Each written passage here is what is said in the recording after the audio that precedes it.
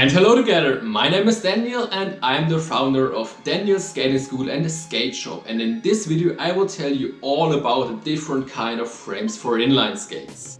Therefore I take my aggressive skates, which are compatible with most of different frames.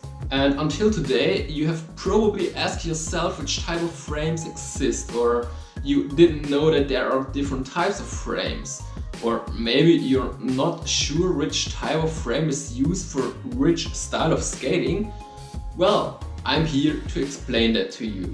So in this video I will explain to you which types of frames exist on the market, and I will also show you the advantages and disadvantages of every type of frame. Let's go! There is the ordinary 4 wheels frame or power blading frame, the tri-skating frame or 3 wheels frame, the flat frame, the anti-rocker frame, the freestyle frame or X frame, and any suitable frame for ice blades. At this point I want to mention that every frame for aggressive skates is normed. It's the UFS norm. UFS, Universal Frame System, means that every frame of every size fits on every aggressive skate of every shoe size.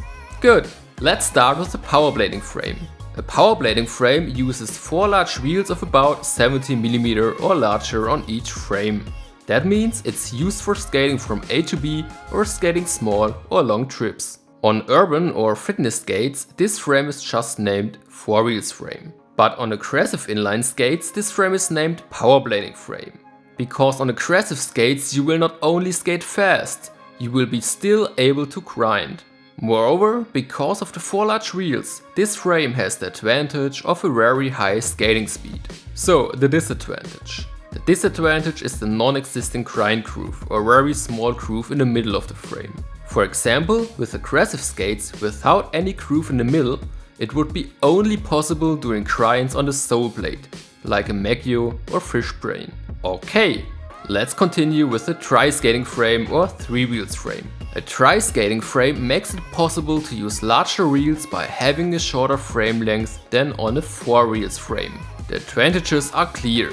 The larger the wheels, the higher the skating speed, and the shorter the frame, the better the maneuverability. But for casual skaters there are also a few disadvantages. First, because of the shorter frame, you will lose balance in front or back more quickly. And a second disadvantage for beginners or casuals, you'll gain super fast speed very quickly, which is very difficult to handle. Good, let's take a look at the next frame, the flat frame. For example, one of the Celtic flat frames. As you can see, this frame uses 4 wheels on each frame, and for example, there are flat frames with the possibility to refix 60mm or 72mm wheels. Although we have 4 wheels on each frame, we still have a grind groove in the middle of the frame. And this is awesome, because by the use of this frame we are able doing all of the grinds we want to. But there's also another advantage of this frame. We don't lose speed that much, and we also have the best maneuverability. The disadvantage, to grind can be very difficult. It's difficult to hit the obstacle exactly on your groove.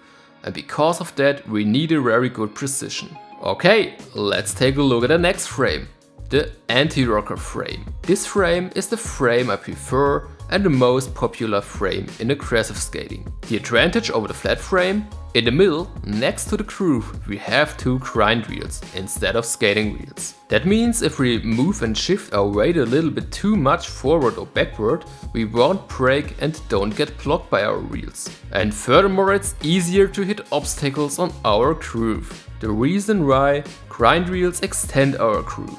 So we are also able to grind on our grind wheels. That means we don't need to be as precise as by using a flat frame. The disadvantages, we don't get that much speed, because we just have 2 skating wheels on each frame. Another disadvantage of this frame, due to the 2 wheels we lose a little bit of maneuverability. And the last point, you have a higher risk to get stuck while skating on uneven places. Let's take a look at a freestyle frame. As you can see, by using this frame we don't have the possibility to install 4 wheels. And that is a characteristic for freestyle frames. Due to the use of just two reels, we have a very wide groove in the middle between the reels, and that makes it very easy to hit every grind object we want to.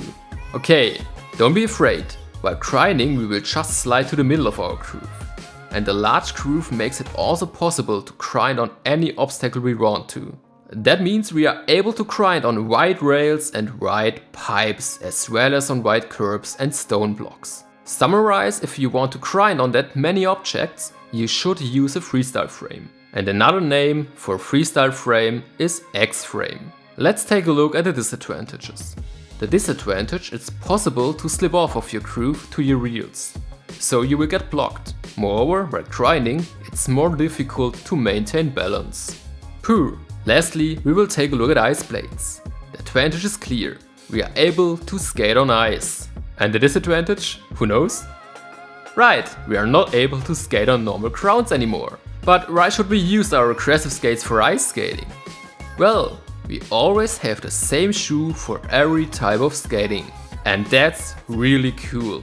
You have one shoe that perfectly fits and you're familiar with, so you won't get blisters anymore. Another advantage using an aggressive skate for ice skating, you may use your sole blade for grinds. And that's all I have to say about the different types of frames. I hope it helped you and gave you a good insight of the advantages and disadvantages. Should you have any further questions, just leave a comment down below the video. Have a nice day!